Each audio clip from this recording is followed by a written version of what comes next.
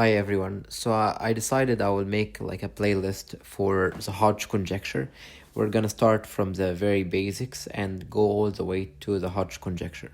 I will make it a program for maybe 6 months that I will finish. I will finish all the required background, and as well as introduce the Hodge conjecture for you guys. So let's start with logic and mathematical thoughts. So logic and mathematical thought.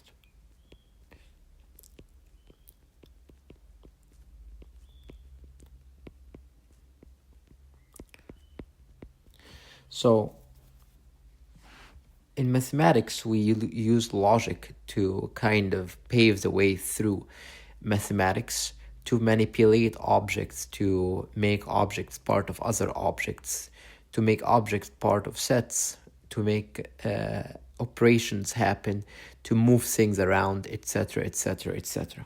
So, in order to do this, we have to define the very first thing, which is a proposition. So, a proposition is a statement that is either true or false. It cannot be both.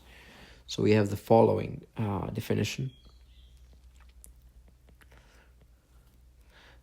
A proposition. So, let's number all of our definitions. So, definition 1.1.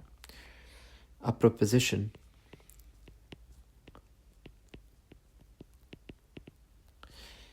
is a statement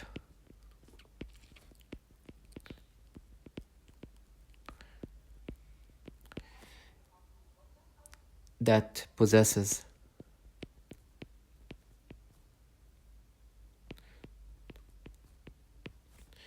a definite truth value.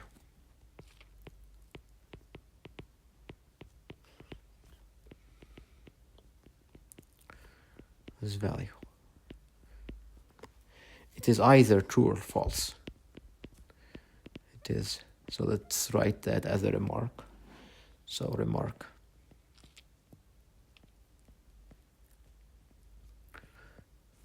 It is either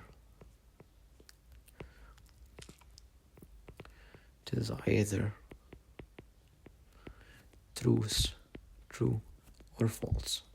Cannot be both.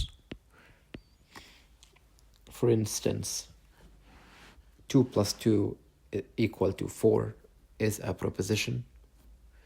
So example 1.1. 2 plus 2 is equal to 4 is a proposition that is true. Is a proposition that is true.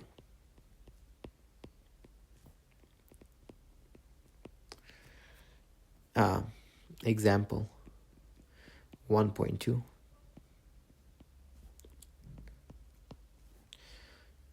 7 is less than 3 is a proposition that is false. Is a proposition that is false.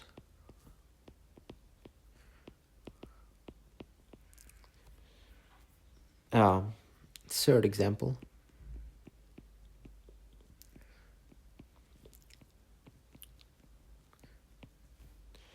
Every prime greater than 2 is odd. Every prime greater than 2 is odd. This is a proposition that is true. So let's put it in between quotation marks. Yeah. True proposition.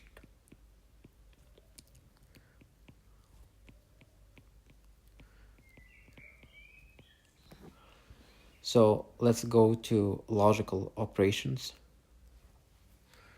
So logical operations. So given one or two proposition or three, etc., we can connect them by logical connectives that produces another proposition in a way that combines or manipulates the proposition to produce a different proposition of similar or opposite properties. So let's define the connective conjunction. So conjunction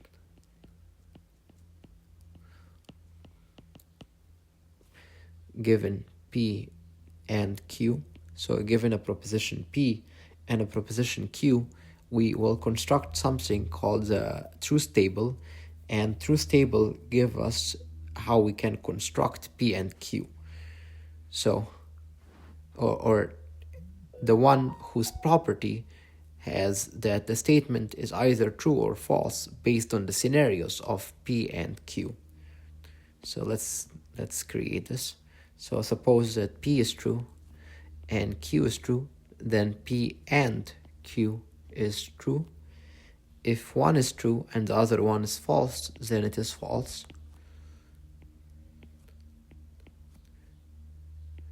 False. And if two are false, then the connective and will be false.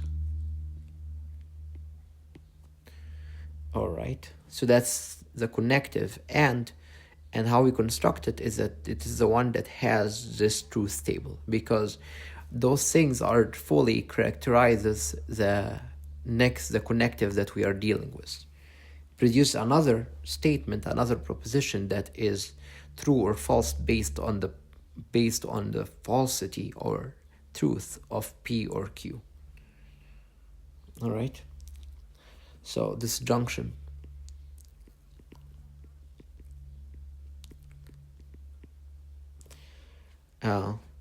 there is P, Q, and P or Q. So if this is true and this is true, then this is true. If one is true and the other one is false, then it's still true. If one is false and the other one is true, it is true. It's only false when the two statements are false.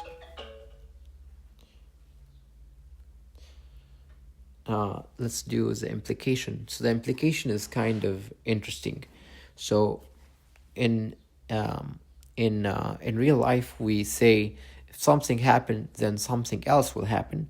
So let's say we have the following statement. If the floor is wet, then it was raining. Then you're guaranteed that if the floor is wet, then it was raining. But if you have that if you don't know that the floor is wet and it is false that the floor is wet, you cannot guarantee it was raining or not raining. So you can pick something arbitrary to represent that situation, and the statement will be true if P is false and the statement Q is true. Then we still have truth, because if it is not, if the floor was not wet and it was raining, then that's a true statement, because we cannot guarantee that that there is a scenario where the floor is wet, the floor isn't wet, and then it was raining. We cannot guarantee that. But what we can guarantee is that if the floor is wet and it is not raining, then that's a false statement. So that's what we can guarantee. So let's write that down. So P implies Q has the following truth table. So P implies Q. If this is true and this is true, then this would definitely be true. If one is true and the other one is false, then you get that it is false. If the two statement, if one is false and the other one is true, then it is true. If both statements are false, you can guarantee anything to happen. So in particular, we can guarantee that the statement P implies Q happens. So in the next video, I'll talk about quantifiers, and I will also talk about proof methods that we will employ in for the next videos and such. I'll see you guys later, and it was nice. Know that I will cover the Hodge conjecture all the way from basics, so you don't need to know anything, but I will cover everything in complete details in other videos that make up the components of the Hodge conjecture. I will cover it in most details.